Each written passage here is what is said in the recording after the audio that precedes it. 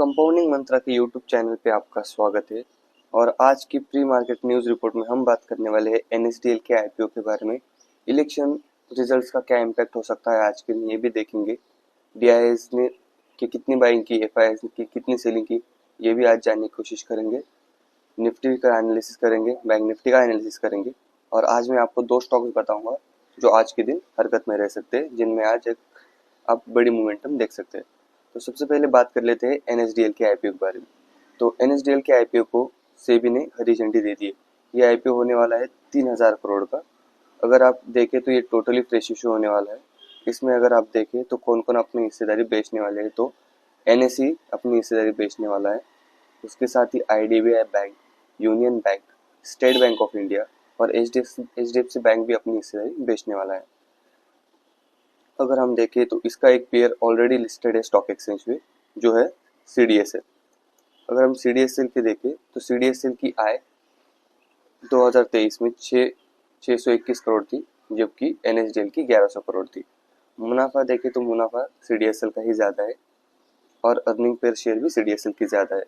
CDSL जो है वो रिटेल कैटेगरी में थोड़ा कम है, मतलब रिटेल कैटेगरी में सबसे ज़्यादा है। 78% रिटेल और एचएनआई इन्वेस्टर और रिटेल इन्वेस्टर के अकाउंट सीडीएसएल से ओपन किए जाते हैं। और एनएसडीएल में सिर्फ 22 से 25% के अकाउंट ओपन किए जाते हैं। पर अगर आप देखें तो प्रमोटर का स्टेक जो होता है वो ज़्यादातर की एनएसडीएल से ओपन किया जाता है। अब हम बात कर लेते हैं इलेक्शंस का इम्पैक्ट। तो अगर हम देखें जम्मू एंड कश्मीर के इलेक्शंस में, तो जेकेएन को यहाँ पे 42 सीट्स आते हुए दिख रही है और बीजेपी को 29।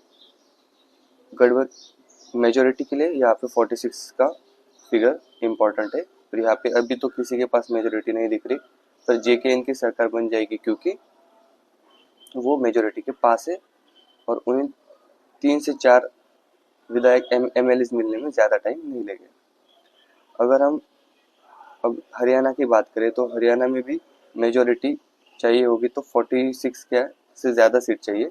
तो बीजेपी को यहाँ पे 48 सीट्स आती हुई दिख रही है, तो मेजोरिटी बीजेपी की आएगी और हरियाणा में बीजेपी की सरकार बन जाएगी। कल शायद इसी वजह से मार्केट में हमें एक अपटिक देखने को मिली है, जो इतने दिनों के सेलिंग के बाद एक राहत देखने को मिली, वो शायद हरियाणा में बीजेपी जीतने की वजह से हो सकती है, क्योंकि एक स्टेबल गवर्नमेंट हो तो मार्केट्स के लिए भी अच्छा रहता है। एफआईआई का डेटा देख लेते हैं।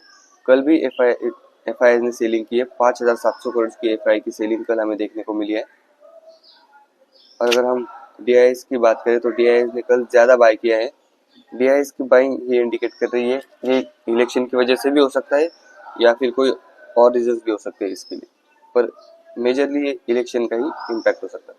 अगर हीट मैप देखें तो कल हमें अगर हम हीट मैप देखें तो यहाँ पे हमें ये देखने को मिल रहा है कि कल मार्केट को रिलायंस इंडस्ट्रीज और एचडीएफसी बैंक अच्छा खासा ऊपर लेके गए हैं। लगभग 1% की तेजी हमें निफ्टी में देखने को मिली थी।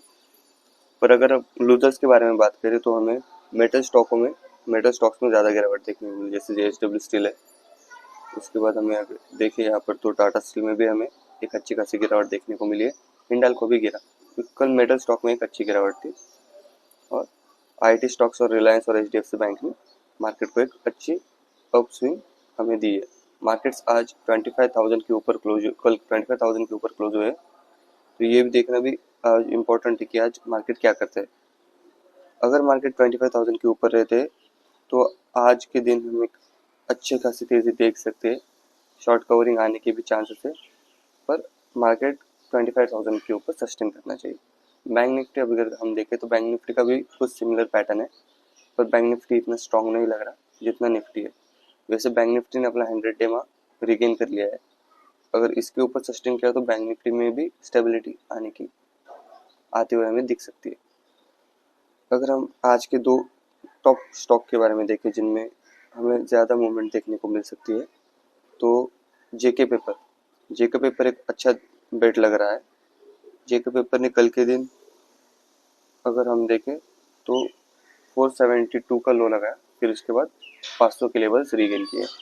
अगर आप देखें तो यहाँ से एक अच्छा अपस्विंग अगले कुछ दिनों में हमें देखने को मिल सकता है।